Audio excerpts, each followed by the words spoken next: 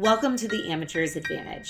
I'm Laura Ashley, a Grand Prix dressage trainer and gold medalist rider, here to share the tools and principles that help riders and horses work in harmony no matter your discipline. Each week, I sit down with amateur riders, pro trainers, and equestrian professionals from every corner of the horse world to talk about the real stuff. Training struggles, mindset shifts, breakthroughs in the saddle, and how classical dressage can make us all better horsemen and women. Think of this as your tack room talk, your post-lesson debrief, and your barn family between rides. Let's get into it. Hi, I'm Laura Ashley, and I'm here with Dr. Tag from Renewed Performance for another episode on our podcast series. So, Dr. Tag, you work with your wife, Steph, Dr. Steph as well, and you're a physical therapist? Yep, we both are. And specializing in equestrians as well, right? Yeah, particularly specializing in equestrians. See all kinds of people, but our niche is equestrians. So I met you at one of the wellness events in town. Yep. Yeah, I love all their stuff. It's a great way to get out of the house and do something fitness-oriented, but outside of my normal day-to-day and kind of meet more people. I looked into a little bit of body work from your wife, and I was in pain that day. And it's like, whatever this is, it's painful, but it's amazing, and this is exactly what I needed. Yeah. And I saw her post the other day where it's like what you think you're going to PT for, and it's like a nice deep tissue massage, and then you get in there and they're like, no, you're doing like combined training exercises and dry needling and a little bit of everything. Sometimes people don't know what to expect when they start with PT exactly. What we focus on is fixing movement, and particularly with equestrians, it's a very interesting kind of movement compared to other athletes. I thought that PT was for when you were broken and you needed to rehab from an injury, but I didn't realize that this should be an integral part of my regimen as an athlete. And we do so many little nuanced things to get that extra 1% out of our horses in the dressage arena, and then we're over here like living on tuna packets and hoping we remember to drink water and overdoing the caffeine and running our bodies into the ground, not sleeping, not cross-training, and then we're like, our horse really needs a massage and the chiropractor, and we got the acupuncturist out last week for it as well, and custom fit everything, and then we forget that we are a large portion of the equation, and there's a lot of, we know that our bodies are a reflection in the horse, so they start to mirror our body patterns. And we know we're crooked, and we know our core should be stronger, and we know we have this habit and that habit, that it's just kind of how we are, and we work around it. What it looks like for us to work with somebody, and let's say a person doesn't really have necessarily pain, but they have some kind of difficulty, right? Maybe they feel tight after they ride, maybe they got a new horse and they thought they liked it initially, and they're like, they're not really fitting well with it. What's kind of something that's really fun to work with is, let's say someone has like 4 horses that they ride regularly, and there's a common issue that they have across all 4 horses. That's really cool to me. That person on the table or in my office is going to look really asymmetrical through their legs, through their hips most likely. Because if someone just has 1 horse, they have a difficulty with pirouettes to the right. That could be a combination of a horse-rider combination, like issues. But if it's consistent and the common denominator is the person, and the person is always bad at one thing, then it's likely the person that's the problem there. No matter how much work the horse is going to get, all 4 horses are going to get all the work in the world done. But the rider if the rider, no problem. Yeah. I'll blame the rider. All of your horses can't pick up the left lead canter. Interesting. And my trainer gets on the horse. It's does right beautiful. away. It's like, okay, this is them problem. And then because a lot of people, especially with newer riders, there's a lot that you can do as a trainer for cueing. Like, your leg is off, put your leg on, or you're really slouched in the front, like get up taller, pull your shoulders back. There's a lot of stuff like that where if it's a verbal cue that this person needs from the trainer perspective, then and if their body is capable of doing it, then perfect. Like, that's problem solved. They just need more dressage skill. when they come in, like, no matter what horse I ride, no matter how aggressively my trainer cues me, I can't do this well. My toes are always pointed way out to the side, or my feet always come way forward. Then it's like, okay, that's a me problem. Like, I fix that, like, problem, no matter how much you cue them. I can yell all I want, yeah. But a lot of times the riders are like, I told my left leg to go onto the side of the horse, and I swear I was moving it and it's not responding. And a lot of times you're like, I think I'm engaging my core. I think I'm kicking with my inside leg. And you're like, from the ground, you're really not doing anything. You think you are. Yeah. You're exerting really hard, attempting, but you're actually not making contact with the horse's side. Yeah. And for me, we talked about the lack of my lower core's engagement, and that it's basically like asleep down there, and it doesn't even want to wake up to be called into action, and everything else would rather do its job for it. Yeah, your default posture is like a little hollow through the back, duck butt, and your butt will stick out a little bit. Lumbar lordosis. You get cued a lot of times as just like yank your shoulders back. Sit taller. Sit taller because posture. Like your belly can start like puffing out a ton, and that's like you get really hollow, and then your horse gets hollow underneath you. Like, okay, I'm really upright, and this should look pretty to the judge, but it may look okay from here up, but you're not really judged that much from here up. Effectiveness of the seat and the core. Yeah. That can be a big like problem. I'm sure that the jumpers need to keep core engagement when they're landing a massive fence as well. Yeah. That's kind of like that default hunter position that I see a lot of times when people are coming to dressage and learning how to get their pelvis to tuck under and then utilize their core and be pressed out through their lower back. Then that it's hard for them to get into that posture, and I find I get sore and I start to go out this. I'm happy there with my pregnant belly that I'm like, oh, this feels better, but I need to remember to keep my hips underneath me so that I'm actually using my core instead of letting, I guess it'd be, you said my hamstrings take on the brunt of it and my hip flexors take on what my core doesn't like to do. Yeah, you can get tons of stuff that'll like, all for you, it's patterns. A lot of like your low back will get kind of tight. Your hip flexors will get overutilized for sure. Pattern. Yeah, that's the pattern for sure. So I ended up that I met you and it was just, I'm generally sore and have destroyed my body and I've got a horse show. Can you patch me back together enough to get me down center line? You're like, yes, maybe. But also, would you like to fix this, or do you want to live like this forever and keep suffering in cycles? Yeah. And so I took a bit of accountability, like 2%, that I was like, all right, I'll start to do my homework, and I know this is good for me, and I know I need to be better and do better, and that there's validity to all the things that you're telling me I should do, but man, sometimes being consistent in doing them is the struggle. Yeah. So having you on my schedule gives me that accountability of, all right, I'm going to see Dr. Tag again, so I need to be able to report back that I've done it at least 3 times, even though I should have done 7, but 3 is better than 0. And, yeah, for sure. And for someone, that's something that's really cool about the way, like, I view how the body works, is this kind of like, I guess you could call it an equation, where there is the theoretical maximum capacity of like a muscle, like your biceps ability to contract really, really hard, and then your ability to actually do that is like another thing. So going back to your point, 3 is better than 7, absolutely, because for you, you're very, very strong in a lot of different ways, and so we're not trying to make glutes stronger or abs stronger.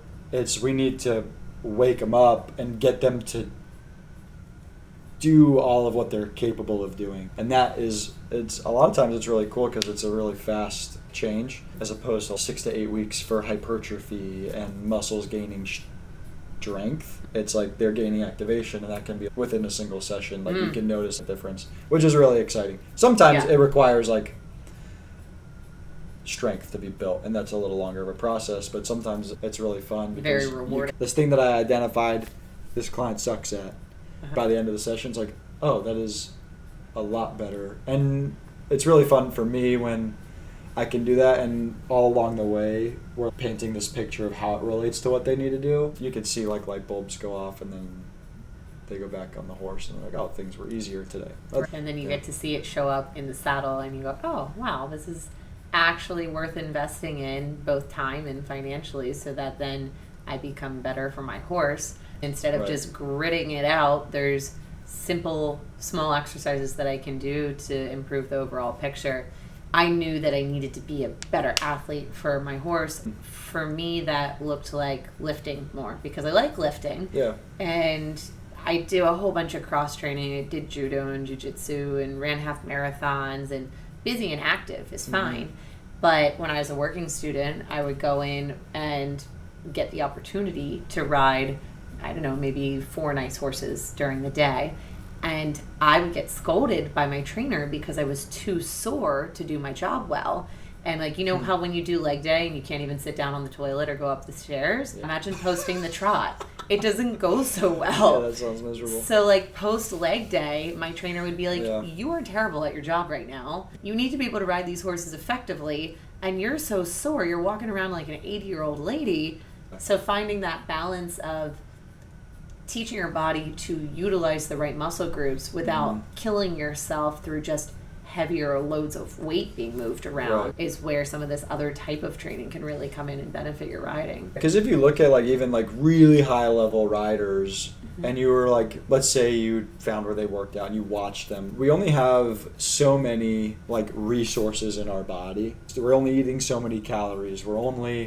Can only recover so much. And so you want to make sure that the work that you're putting in is actually translating to the thing that is important to you. Like if it is important to somebody that they just like they love cross training. And like dressage is like another thing that they do. That looks very different than like dressage is my thing. Like everything needs to support dressage. Driven people are really fun to work with. But like if you're like dressage is the thing that is important to me, it's why I wake up in the morning. Like all the things you do should be aimed at that goal. Yeah. Right. And so like if you're going to do heavy leg day and it's taking away from your ability to train, like that's a big problem. Yeah. And that's where like what I do is we want to identify the things that, if there are things that truly need to get stronger, like your lower abs are truly weak, they're not capable in any scenario able to produce like what you need them to produce, it's like that's where we're going to devote a lot of like attention and resources to. Like let's say your adductors, people give horseback riders like Copenhagen's all the time. They could explode watermelons with their adductors. Like we don't need to do more adductor training. Yeah, that's the only machine in the gym that I can max out. Yeah, exactly. Like I'll go and I don't have great adductors. Demo an adductor movement to this equestrian client, and they'll go and they could prop up in that position, drink a latte like while they're doing it. It's like I could be here for hours, no problem. If you're devoting resources and it's just going to make you sore, then that's silly. Yeah, so a lot of stuff we think that we use in our riding, it's like, okay, so you know, maybe I get stronger through my back, so I have better half halts, or maybe I work more to make my core stronger because, well, we're all supposed to use our core when we ride. We don't always know how, but we hear things about it. They write books about use your core to ride a horse, and then probably like some leg stuff and you flexible hips, and we've got kind of these like broad categories of. But the way that you've described the body in my sessions is there's a lot of other stuff that goes into it. So for me, we were talking about like, I know that I arch my back, and I know I've got this leaky core that I don't like to engage. Yeah. But then you were talking to me about my overstretched hamstrings and the wear and tear on my hip flexors and all of these other things that come into play because we're not utilizing our body properly. So it's not just these are the big muscle groups, but there's a lot of small details that go into being a balanced bodied athlete. And a lot of people, even you'll see this sometimes in different worlds of physical therapy where certain like positions will become like demonized as like wrong. Like, okay, anterior pelvic tilt, or this hollow position is, it's like, oh, this is bad. It's like, well, No, you need to be able to do that. And like people will say like, oh, like spinal flexion is bad. Like never lift with a round back or something. So like people will go to these big extremes like these two things are bad. It's like, well, how can they both be right? Well, they're both wrong. If you're like in a position and you're like just like walking and you're going in and out of like this like tilt because you have to, the horse is making that shape and you have to follow like what the horse is doing, and then you will need to do like an extended walk and you've got to make that like even bigger. So if you were going to someone that's like, oh, you can never anterior tilt again, it's like, well, you're never going to get that horse to like extended walk ever again because you're never going to let it like go into like a big extended position. So like for you have all the necessary like motions. Well, you definitely have this one, but the problem is for you is crash into that one. You can't like slowly get there. You're like, I'm either here or dumped into this position. And that's what a lot of times needs to be controlled is coming from here to here with control instead of falling into that position. And then you crash into the horse's back and they don't know what the heck is going on, and then your legs get floppy because you're way out here, and that can be problematic. When I teach my students, I'm always excited when they get to the opposite extreme of a problem, but that's the opposite side of the spectrum, and that pendulum of learning where you do too much of a thing and then too little of a thing, and then eventually you find that middle ground and you settle, is kind of sounds like what you go through with your PT work as well, learning to find those two ends of the spectrum so you can find that happy medium. Kind of what we talked about earlier, where you're like, oh, people have like their bent, their way of moving, and once you kind of get like an eye for it, you can like see these people like walking around, particularly in equestrians. Whenever I was judging horse conformation, I would always be like, oh, that person's toed out on their left hind. And I would start to see horse conformation flaws in humans. Doesn't quite translate the same, but... Yeah. So you'll definitely have, like, for a person that is dumped forward in this position, a lot of what they're going to be, what I'm going to give them is going to be like a rounder like thing where your abs are becoming like engaged. Because they tend to be like good at this, they're bad at this, and so we need to get better at this. But you can't miss like the connection between the two. If I were to tell people, I made this mistake a couple of times where I was like, well, can't you just ride like this all the time? It's like people look at me like, absolutely not. Like I can't get my horse to do what I need to do. Move with the horse's spine. Yeah. A trainer will come over and they'll grab your leg and be like, put your leg there, your hands here, and now go ride. And you're like, all right, but like I'm gonna, as soon as I move, I'm gonna lose everything that you just put me in. They're like, don't change your position at all. That's where I want you. But it is moving with the horse, and there are constant changes as you transition from walk to trot to canter, and even within the phases of the stride to adapt to how the horse's body undulates underneath you. Yeah, like how you're never going to be able to do it like with the horse like, on their back. Yep. So finding the ability within your body on the ground. So why waste it doing mediocre riding and using your horse as an exercise ball when you could do your training outside of the time in the saddle and then come back and be better for your horse when you get there. Sometimes where they're like, oh, I don't do anything to warm up before I get on the horse. It's like, well, you probably wasted the first 15 minutes of that ride. And that's their horse's joints. They're wasting strides on your horse that could be productive. They only have so many steps in their hocks and their stifles before they wear out too. So if we both come in lightly warm and ready to go and feeling our best, we can be better for each other. Yeah, that's a really good point. So when I had my overall soreness, we did massage type work, would you call it? Yeah, so I would call probably what we did with you, like in your psoas release stuff, where it was just like an angry tissue, and if you put pressure on it, it becomes less angry. And then we did homework exercises that were more exercise oriented to train my muscles to know how to engage properly and get used to kind of those different motions at home. Yep. And then I've heard my other clients get poked with dry needling? Mm-hmm. No, thank you.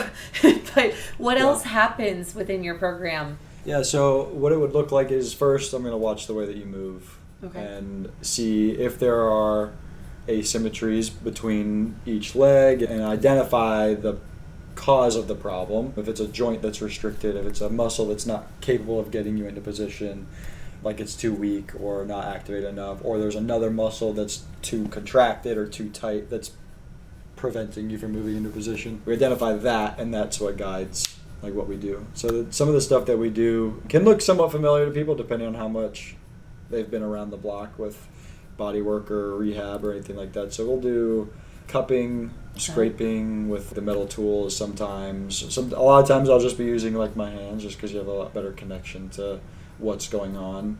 Just with the actual fact that I can feel through my fingers, I can't feel through a metal tool. So you can really get some tightnesses or trigger points is what I would call them. Okay. And then if there's some really gnarly like trigger points, like people will get them, riders in particular, they'll get them like in their side. It's a muscle called your QL.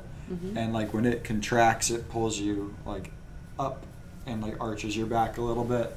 And then if it contracts by itself, it'll pull you like down one direction. If you're riding and the horse's hips are like undulating like left to right or right to left, if your right hip comes up, it shortens the right side and it lengthens the left side. And that muscle might not be happy about that lengthening on the left. And so it's going to like tighten up on the left. And then the next time your horse's like left hind comes up, the right one lengthens, and for whatever reason it doesn't like it shortens that up, and now you're like a brick in the middle and you're bouncing around in your seat because you're not able to like absorb like that undulation like under the horse. That makes sense. All that to be said, like what we'll do is we can drop a needle in that sucker, and it will, a lot of times there's so much tension in that muscle that it's not capable of relaxing, and there will be no blood flow to that little area. I mean, we're talking very, very small areas.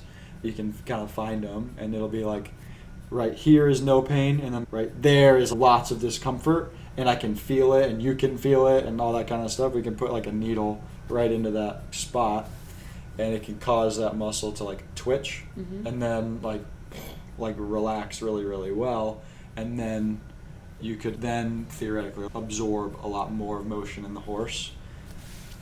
What sets us apart from a lot of like people and what people have experienced, a lot of people have experienced massage or dry needling or cupping or scraping, is all of those things are focused on decreasing tone. But the problem with that is that it was tight for a reason, it was contracted for a reason. And if we don't teach the body and give it another solution, it's going to go back to that same solution of being like tight again. And so like we can go in and do some, what I call it is like creating like a blank slate. Like you've come in, you got lots of tightness in your hip flexors and your low back. We can go in for however we do that, massage, dry needling, cupping, whatever.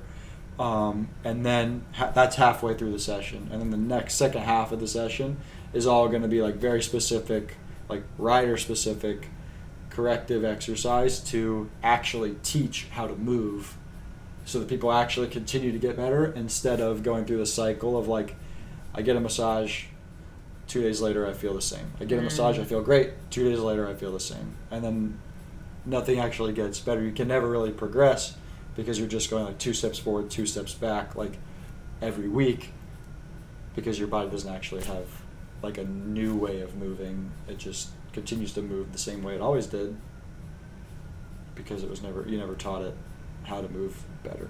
Yeah, big ones are like this like position where they get really tight through their low back.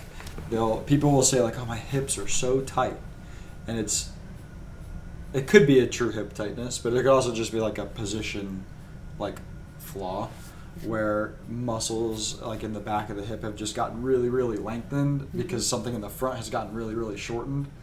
You could stretch the back of your hip all you want, but you could also just do this and you'll feel a lot more like comfortable like in that position. So this kind of hollow position where you're really compressed in the back, and then that also tends to come with this pulled back position in the shoulders. And people will say that their shoulders feel really stuck, or they can't reach forward with the reins because they're kind of locked back because they have so much drive to be pulled back that whenever they need to allow for their hands to come forward, they can't because they're just pinned back. Retracted there. The other one would be a lot of forward rounding. Those are desk workers that are hunched over a computer all day and only get to ride once in the evening. So that'll tend to be people that either found dressage later in life or found equestrian sports in general later in life, and just being on a horse is a little scary. Or they were like a jumper where the way you look when you ride isn't that important. You just got to get over that sucker as fast as you can and not knock it over. Like you can be a little more like loose and flowy as opposed to dressage where the way you look matters a lot.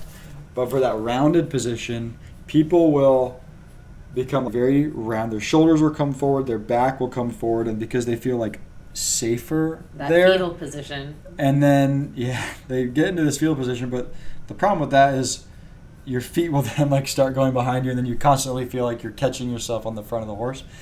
And people will oftentimes like try to fix this with like lots and lots of rows. Okay.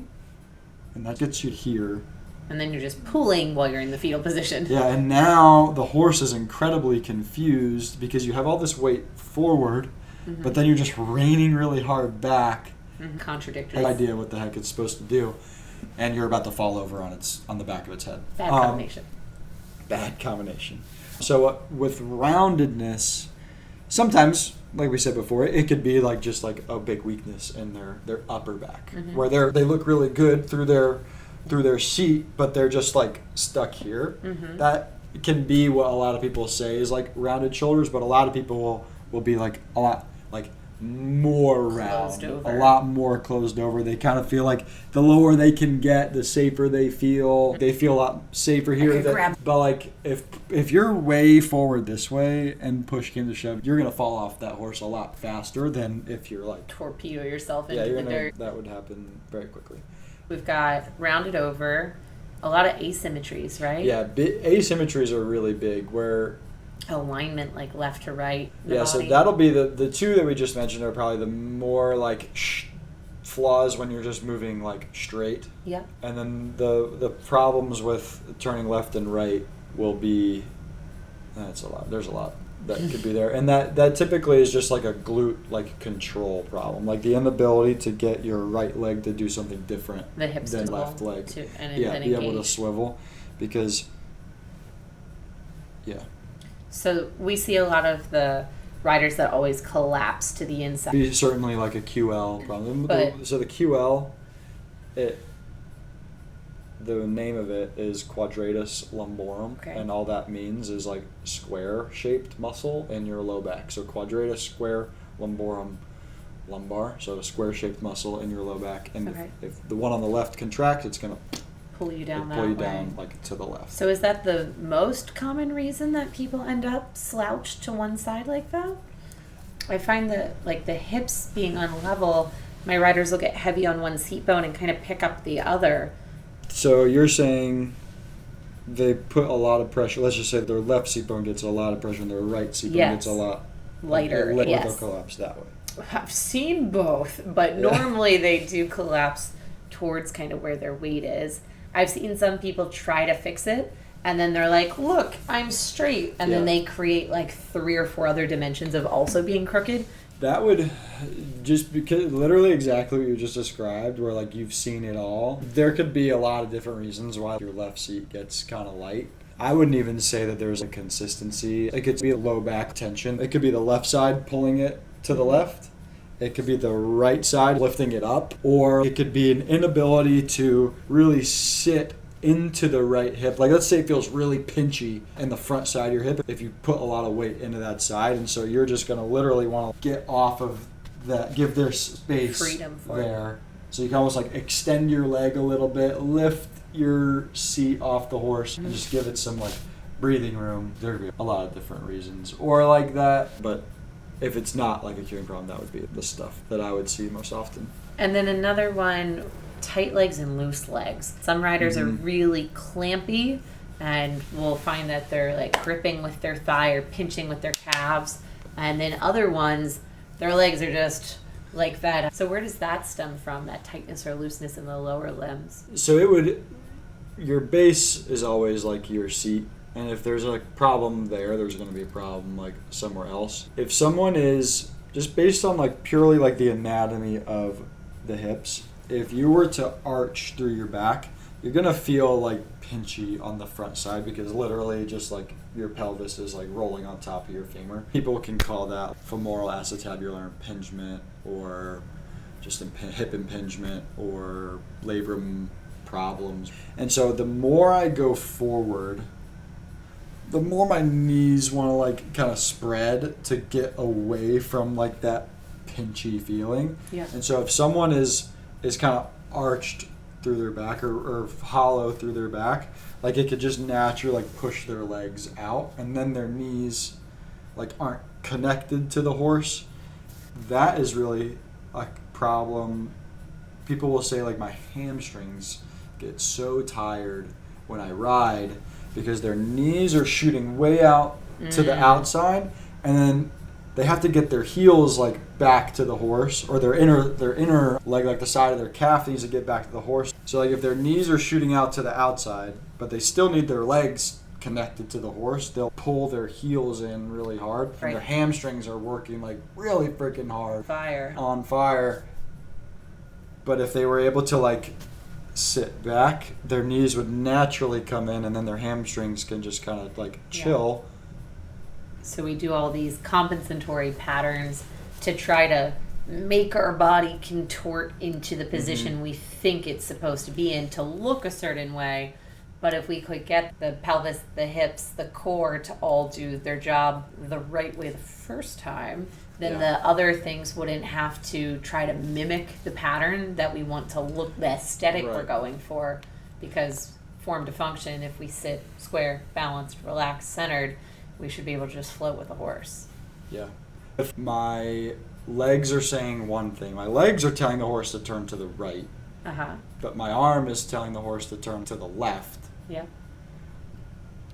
Because I feel like because a person may not feel like they have good control of their lower body, they just like rein really hard. Yeah.